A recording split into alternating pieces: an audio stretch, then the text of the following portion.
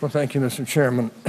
Before I begin, I would like to just take a moment to say that my thoughts and prayers are with the good people of Oklahoma who've been impacted by yesterday's devastating tornadoes.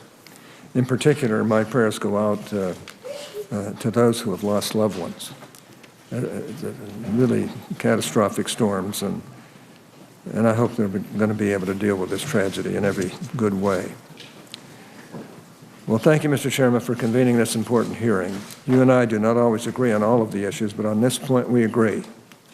Despite some claims to the contrary, the IRS targeting of citizens for their political views is in fact a scandal. It determines Americans' trust, it undermines Americans' trust that their government will enforce the law without regard to political beliefs or party affiliation. Make no mistake, this hearing and the investigation that will follow are absolutely critical to this country. Over the weekend, a senior White House official said Republicans are on a, quote, a partisan fishing expedition, unquote, and that we are conducting, quote, trumped-up hearings, unquote. I hope they're not referring to what this committee is doing or to this hearing that we are having today. This would be very disconcerting, particularly after last week when the President said he was committed to working with Congress to find out the truth. These hearings are not some sideshow designed to distract from the President's agenda. I hope that the President and his administration are not attempting to distract us from getting to the bottom of this. This committee is going to pursue this matter wherever it leads.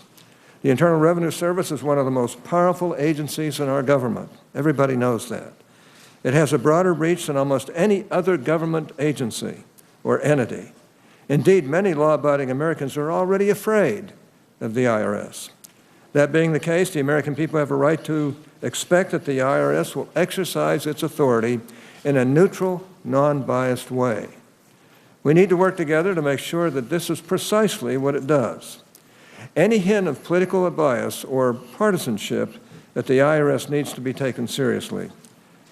Sadly, as we'll discuss during today's hearing, there appears to have been more than a hint of political bias in the IRS's processing of applications of groups applying for tax-exempt status. We have a report from the Treasury Inspector General for Tax Administration, or TIGTA, indicating that the use of inappropriate political criteria was all too common in the evaluation of these applications. So far, here's what we know. We know that between 2010 and 2012, conservative groups applying for tax-exempt status were targeted by the IRS and subjected to increased levels of scrutiny. We know that these groups were targeted because they had the words, quote, Tea Party, unquote, or, quote, Patriots, unquote, etc., in their name because they said in their applications that they wanted to do things like, quote, make America a better place to live, unquote. We know that these conservative groups were asked invasive and inappropriate questions about their donors, their positions on various issues, and the political affiliations of their officers and directors. We know that some of these groups' applications were delayed for more than 3 years, even as applications for groups friendly to the President and liberal causes were promptly approved. We know that, despite some early claims to the contrary, knowledge of this operation extended beyond the processing center in Cincinnati, and that IRS officials in Washington, D.C. were aware of the program at an early stage. We have also seen evidence that employees in other IRS offices besides Cincinnati scrutinized conservative organizations to an unreasonable degree. In spite of what the IRS has said publicly, it has become clear that this problem was not limited to a few employees in Cincinnati.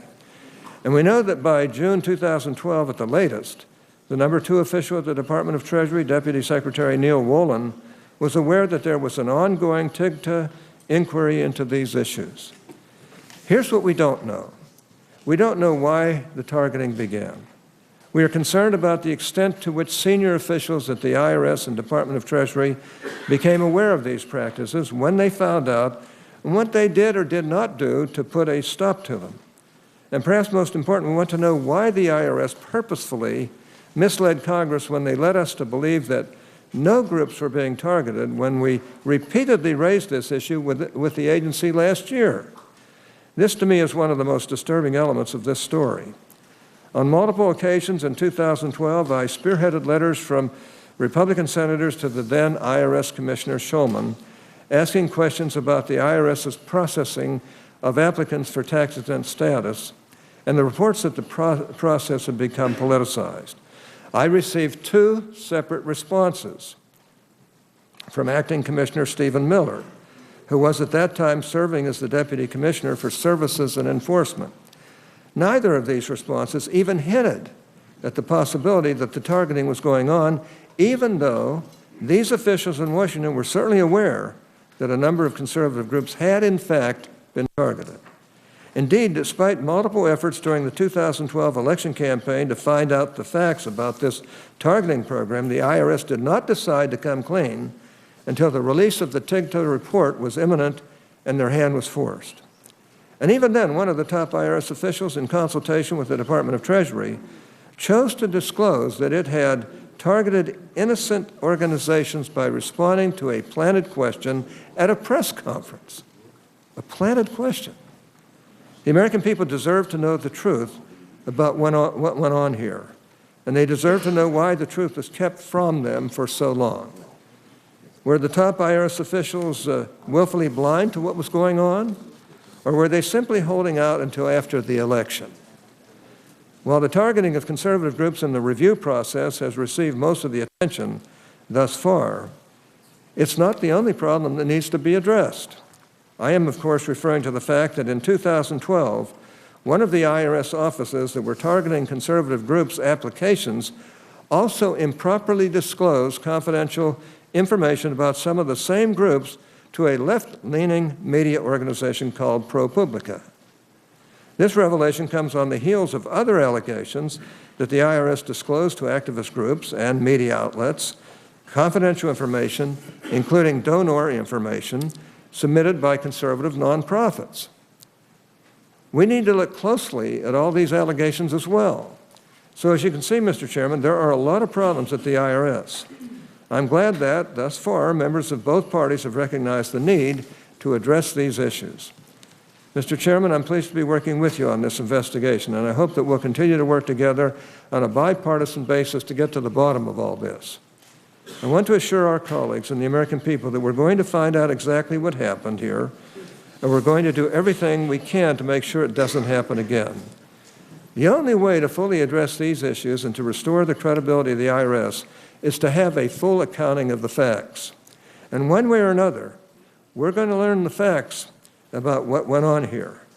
I hope that we can do so with the full and complete cooperation of the Obama administration. Today's hearing is just the first step in this process. I want to thank you, Mr. Chairman. Thank you, Senator Hatch.